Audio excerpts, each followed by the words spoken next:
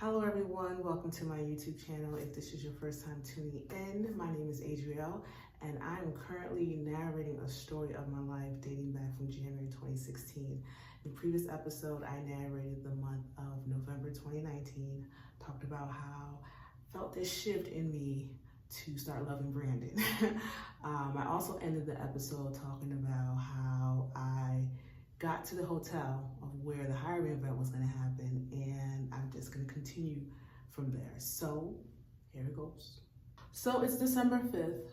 I check into the hotel after they sorted out the whole list situation. I check into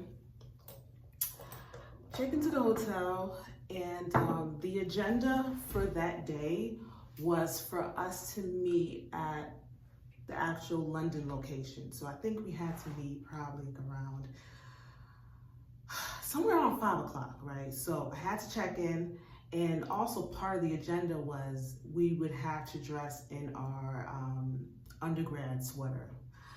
Anyways, so I get to the hotel and I change, I wear my Rutgers sweater, and then I take this shuttle with the hotel to London. We get to London and we start this introduction stuff going on where they're basically introducing the company to us and the roles and everything.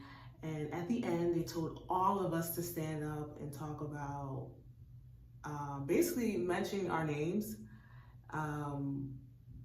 what we studied or majored in, and why they wanted to be at London. So we were like, how many were we? I want to say 200, but it may have been less than that. It was a lot of people.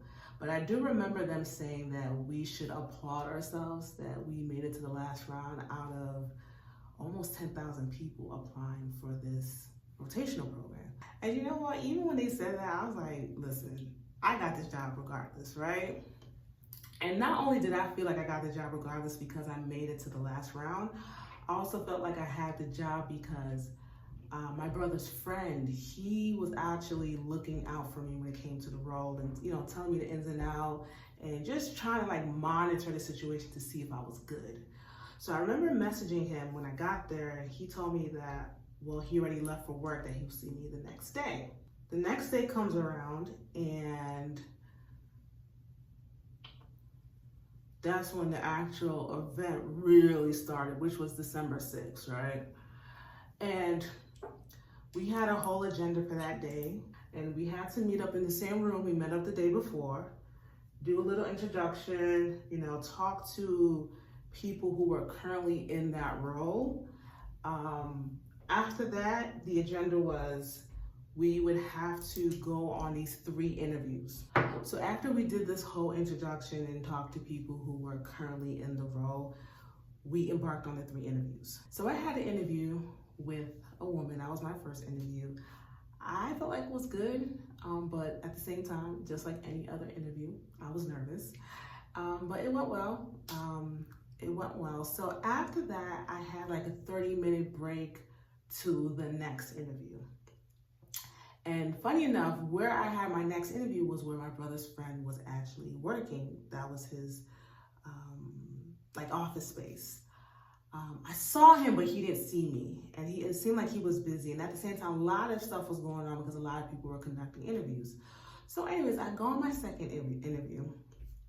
I go in and I'm talking to the recruiter. So he just asked me about my interest and what made me want to get into the role. I can't even remember what I said, but he was just looking at me as I was talking, and then he was looking at my resume. He just kept on looking at my resume, and he said, I feel like you'd be good in our global finance department. And I was like, okay.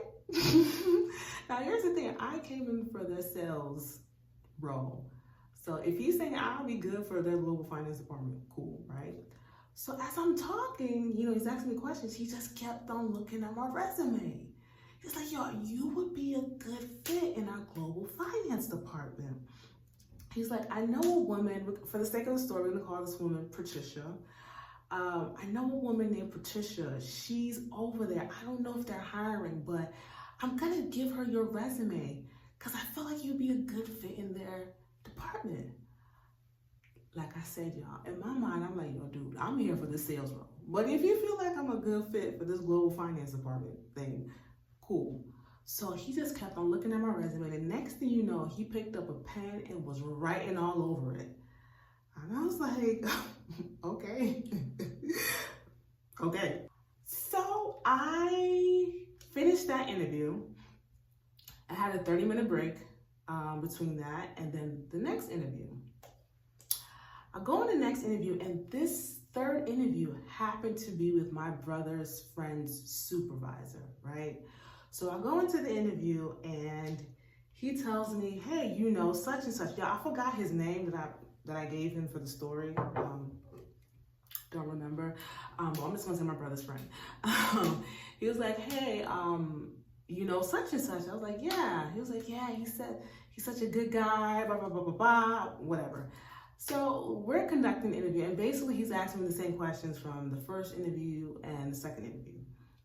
And as we're talking, he's looking at my resume, y'all, and he is saying, you will be a good fit in the global finance department. I'm like, yo, this is the second recruiter saying that.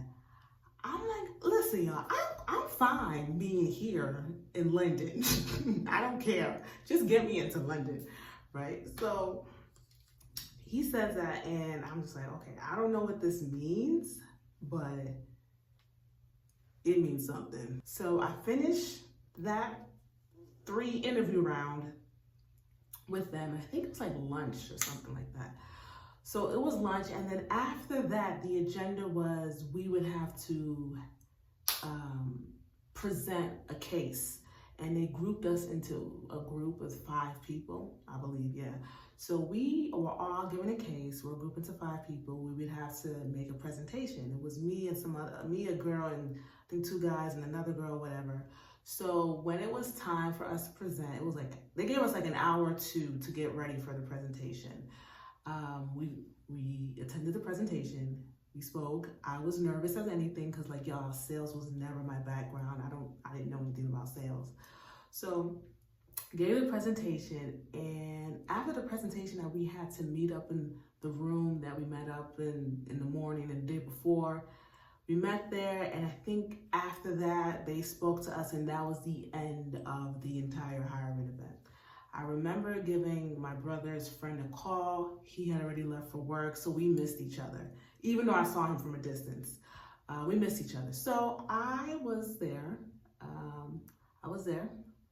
on my phone and booking an Uber or a Lyft. I think it was Lyft, right? To go back home in North Decatur. So I booked a Lyft, and eventually the Lyft came. I'm in the car. It's a 45-minute drive to North Decatur. And I'm just thinking about everything, like, yo, I'm getting a job. And the reason why I said I'm getting a job was because when I spoke to my brother's friend on the phone after everything, he told me he left. He also told me that he asked his supervisor about me, and his supervisor told him that I was good and that I got the job, that I shouldn't worry about anything. I was like, yo, thank you. Thank you for looking out for me. Thank you. So I'm in the car just thinking about what he said, thinking about the whole day. And I'm like, listen, I don't really care too much anymore about the money, because before I was like, man, 62, 65,000, that's chump change. But I didn't even care at that point. I was like, as long as I know I have a job, I can stay in Atlanta, I can pay for my upkeeping and my bills and everything. So that's what really mattered to me. But while I was in the car, something came into my mind.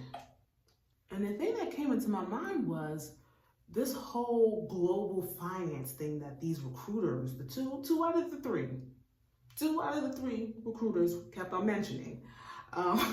Like, yo, they kept on mentioning this whole global finance thing. Like, I don't even know what that was about, because it just kept on coming up.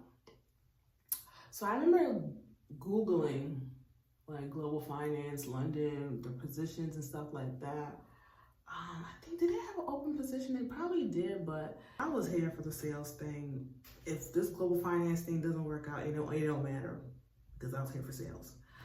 So I remember just being in the car, just thinking about everything, like I said.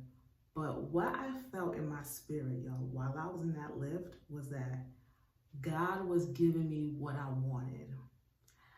Now, that was kind of tricky, because at that moment, I just wanted a job. I didn't care about being a data analyst, business analyst, data. I didn't care about any of that anymore. I just wanted a job that I can use to pay my bills and pay for my upkeep and my well-being. So, but I remember just feeling in my spirit that God was going to give me what I wanted.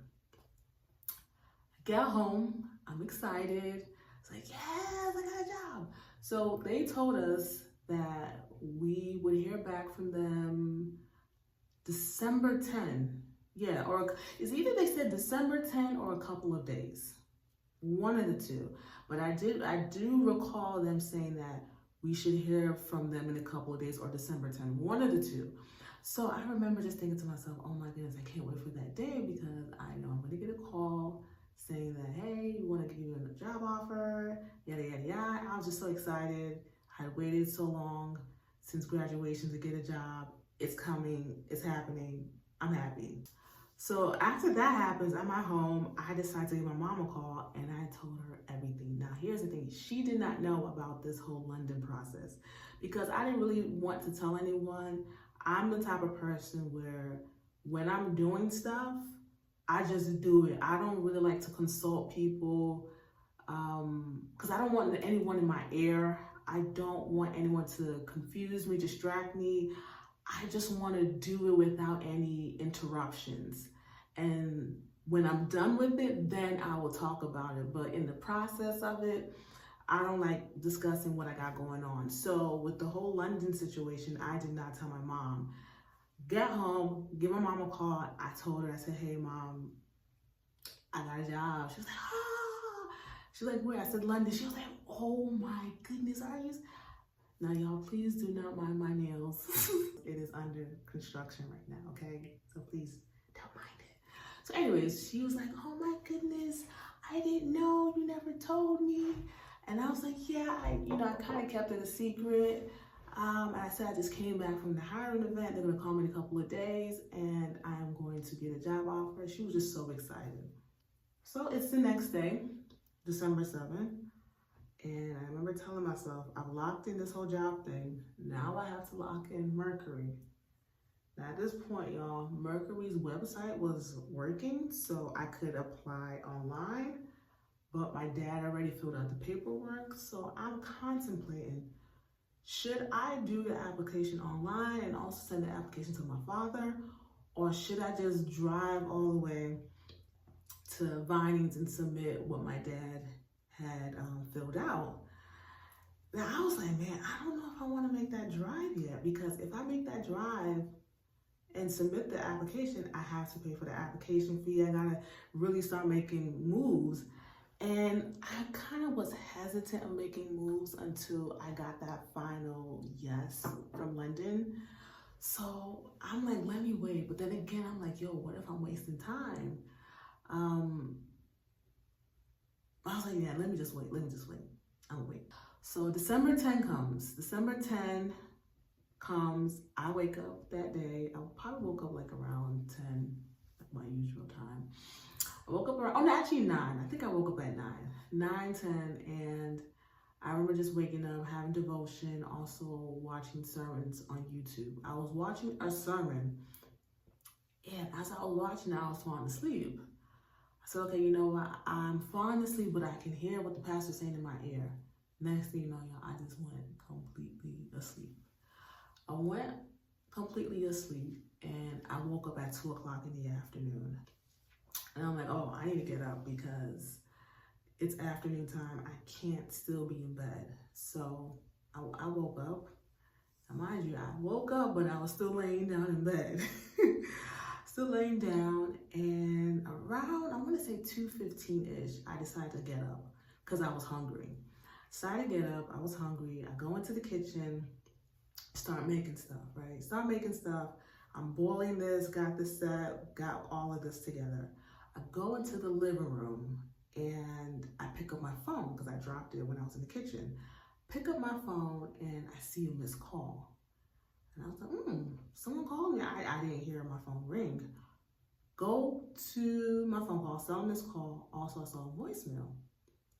Go to the voicemail and it says, hey, this is such and such from London. I just want to give you a call. I'm like, oh my goodness, London is calling me. Why didn't I pick up? I didn't hear the phone ring. And it was so interesting how the time that I got the call was 2:21, but the voicemail was 2:22. Now, here's another thing I need to mention, y'all. During this time, I remember just listening to this lady on YouTube. I remember listening to this lady on YouTube, and she would always give out prophetic words, and I would really watch it for encouragement, and also because I was confused as to what was going on in my life.